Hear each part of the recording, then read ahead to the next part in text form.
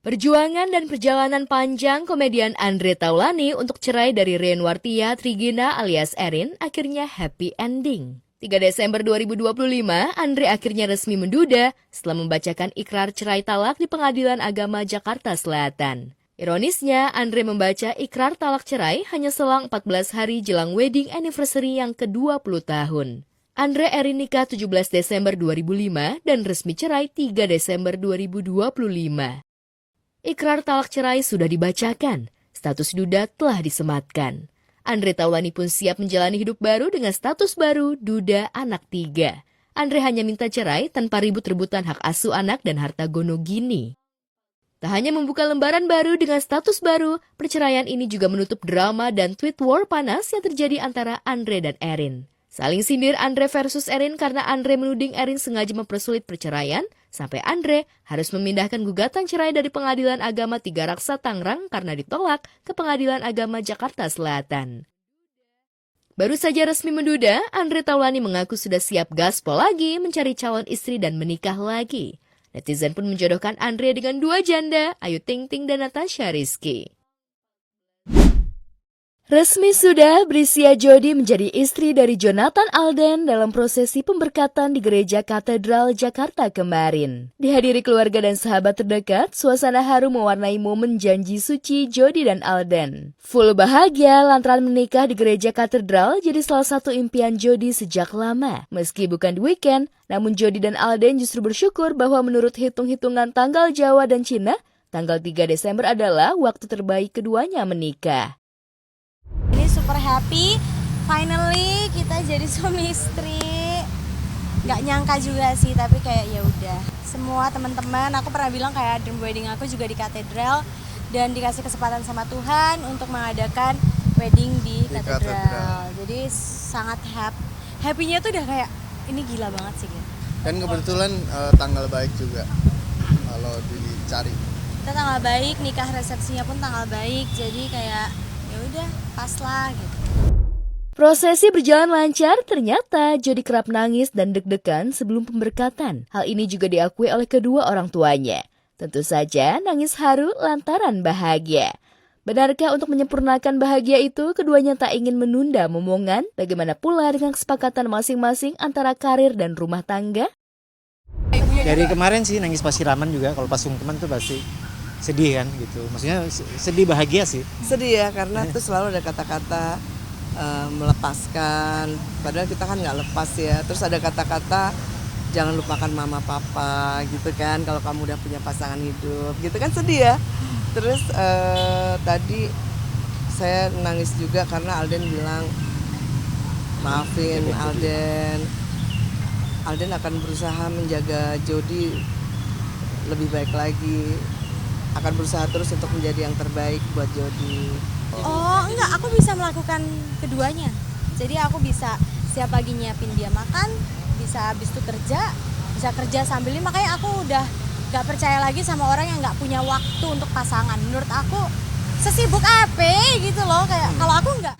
Yang mengandung, yang repot, yang merasakan adalah cewek, wanita, pasangan. Jadi bebas. Ya mungkin berdua dulu juga nggak apa-apa. Maksudnya sedapatnya kapan aja dikasih, pasti kita bersyukur. Jody sepertinya benar-benar siap mental menjadi istri. Pasangan yang punya rencana bulan madu ke Jepang ini diam-diam justru mempersiapkan rutinitas harian dalam rumah tangga kecil mereka. Gak cuma pengantin dan keluarga pengantin yang bahagia, Lyodra yang hadir ikut bahagia melihat Jody bersanding dengan laki-laki pilihannya. Meski lagi-lagi, Lyodra dicecer soal kapan menyusul Jody dan Alden.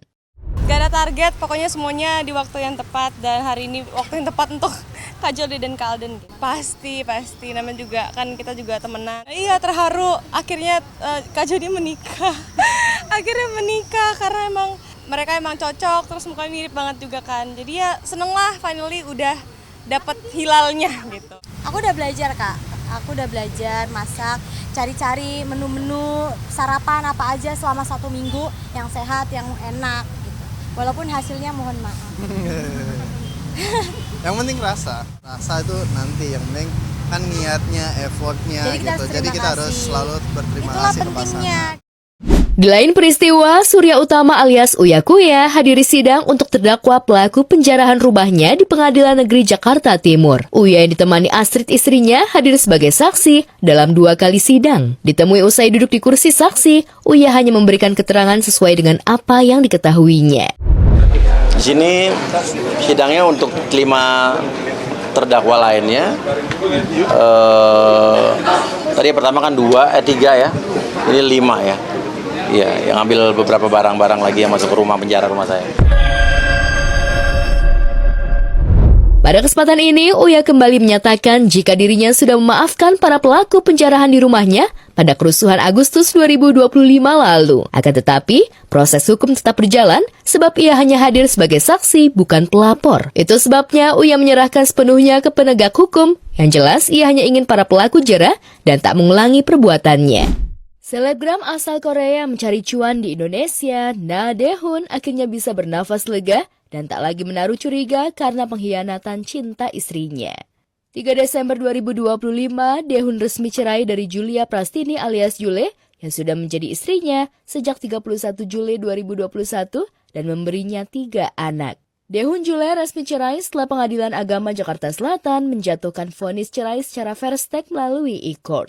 Pengadilan Agama Jakarta Selatan sore ini telah mengeluarkan putusan untuk permohonan cerai talak yang diajukan oleh klien kami sebagai pemohon, mengabulkan permohonan secara perstek dari pemohon, memberikan izin kepada pemohon menjatuhkan talak 1 raji kepada termohon. Lantas, benarkah Pengadilan Agama Jakarta Selatan mengabulkan gugatan cerai yang diajukan Daehun usai melihat bukti perselingkuhan antara Jule dan Safri Ramadan?